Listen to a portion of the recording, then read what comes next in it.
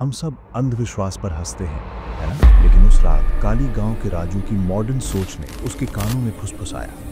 Welcome to the real horror. उसका smartphone बंद था और उसके सामने था वो शापित पीपल का पेड़ जहां जगमोहन की आत्मा बंधी थी। आज की कहानी एक शॉर्टकट की है जिसकी कीमत राजू को उसकी आज़ादी से चुकानी पड़ी।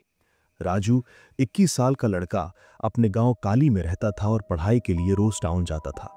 उस रात कॉलेज से लौटते लौटते काफी देर हो चुकी थी। गाड़ी में 9 बज चुके थे और टाउन की आखिरी बस निकल चुकी थी। अब उसके पास दो ही रास्ते थे, या तो वो लंबा सुरक्षित रास्ता ले जिसमें 2 घंटे और लगते, या फिर छोटा शॉर्टकट काली का जंगल जिसके बीचों बीच था एक शापित पीपल का पेड़।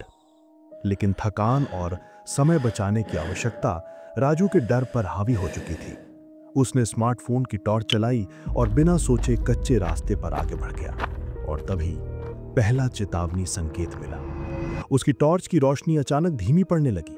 स्क्रीन फुल थी, बैटरी भी, लेकिन रोशनी कम हो रही थी। उसने इस निशान को नजरअंदाज किया और वो पहुंच गया जंगल के ठीक बीचों बीच उस शापित पीपल के पेड़ के सामने। पेड़ अजीब सा था, घना, ठंडा और रात के अंधेरे में ऐसी आवाजें करता जैसे उसकी शाखाएं खुद सांस ले रही हों। गांव वाले कहते थे इस पेड़ में जगमोहन की आत्मा बंधी है। राजू ने कदम तेज किए, सोचा एक ही सांस में बिना रुके पार कर लूंगा। लेकिन तभी पेड़ के पीछे की तरफ से किसी ने फुसफुसा कर उसका नाम पुकारा, राजू। राजू डर से चम गया।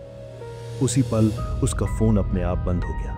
उसका दिल धक धक नहीं बल्कि जैसे सीने में कोई ढोल बज रहा था। वो पलट कर देखता है पर वहां सिर्फ पेड़ की लंबी परछाइयां थीं।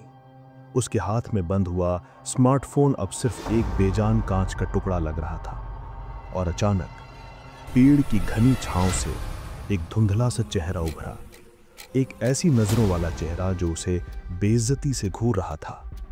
जगमोहन की आत्मा।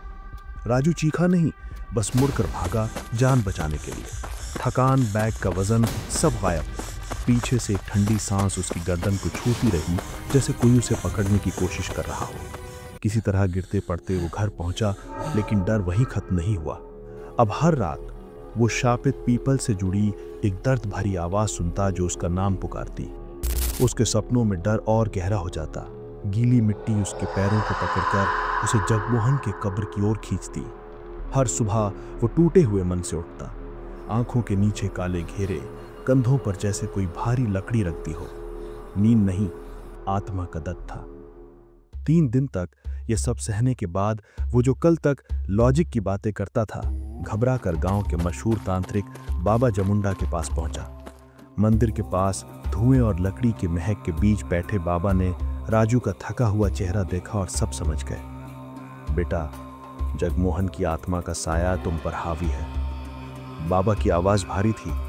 वो अपने अपमान और अधूरे प्रेम का बदला तुम्हारी आजादी छीन कर लेना चाहता है। राजू फटे हुए स्वर में बोला, बाबा, मुझे इससे मुक्ति चाहिए, कुछ कीजिए। बाबा ने कहा, रात के 3 बजे अनुष्ठान करना होगा, पर इसकी कीमत आसान नहीं होगी। तुम्हें उस आत्मा का सच्चा दर्द महसूस करना होगा, उसे स्वीकार करना होगा, वही दर्द जिसे तुम अंधविश्वास कहकर ठुकराते थे।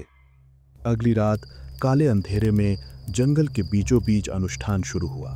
अग्नि की लपटें अजीब परछाइयां बना रही थीं। जैसे ही बाबा ने रुद्र श्लोकों का उच्चारण तेज किया, उनकी शक्ति हवा में नहीं, सीधे राजू की हड्डियों में गूंजने लगी। पेड़ की जड़ें राजू को चारों ओर से घेरने लगी, मानो वो उसे अपना बनाना चाहती। और तभी जगमोहन की आत्मा उस पर हावी होने लगी। यही थी अनुष्ठान की शर्त। सर्दी और गर्मी उसके शरीर में एक साथ दौड़ने लगी। राजू कांपने लगा और एक पल के लिए उसका चेहरा भी जगमोहन जैसा हो गया। उसी पल राजू ने जगमोहन का डर, अपराध बोध, गिल्ट और समाज द्वारा ठुकराए जाने का दर्द अपने अंदर महसूस किया। दर्द इतना गहरा था कि उसकी आंखों से आंसू बह निकले। वो देख रहा था कि कैसे अपने ही प्रेम से डर कर जगमोहन ने हार मान ली थी और खुद को उसी पीपल के पेड़ से बांध दिया था। बाबा की आवाज गूंजी, डर को देखो, पहचानो, उससे लड़ो मत, बस स्वीकार करो। राजू ने आंखें बंद की। उसकी आधुनिक सोच, स्मार्टफोन, किताबें और दूसरी तरफ जगमोहन का दर्द, अंधविश्वास, डर, निराशा दोनों के बीच जबरदस्त संघर्ष हुआ। एक पल तो उसे लगा कि उसकी सारी आधुनिकता झूठ है, सिर्फ यही दर्द सच्चा है। लेकिन अगले ही पल उसने जगमोहन की सबसे बड़ी गलती पहचानी, हार मान लेना। उसका मन चिल्लाया, मैं हार नहीं मानूंगा। राजू ने पूरी ताकत से सांस खींची, एक जोरदार चीख निकाली और दिल में जगमोहन के दर्द को स्वीकार तो कर लिया, लेकिन उसकी हार को नहीं। यही उसकी शक्ति बनी और अनुष्ठान की आग उस आत्मा को बाहर ढकेलने लगी। पेड़ की जड़ें जो उसे जकड़े थीं सटाक की आवाज के साथ ढीली पड़ने लगी। रुको राजू, पूरी तरह मुक्त नहीं होना चाहिए, बाबा की कड़क आवाज आई। अगली सुबह जब उसकी आंख खुली तो उसके शरीर पर लाल लाल रेखाओं जैसे निशान थे, बिल्कुल पेड़ की जड़ों जैसे, कमर और नाभि के आसपास। ये निशान चेतावनी थे कि आत्मा पूरी तरह गई नहीं, बस शांत हुई है और अब वो हमेशा उसे देखती रहेगी। उसकी यादें धुंधली थीं, लेकिन आंखों में एक नया डर था। उसे याद नहीं कि रात क्या हुआ, लेकिन उसकी पीठ पर एक अनकही कहानी खुद चुकी थी। बाबा ने कहा, धीरे धीरे सब याद आएगा और हर याद के साथ एक नया डर। उस दिन के बाद राजू ने फिर कभी शॉर्टकट नहीं लिया, लेकिन हर रात जब वो अपने शरीर पर बने उन पीपल की जड़ों जैसे निशानों को देखता तो उसे जगमोहन का दर्द याद आता।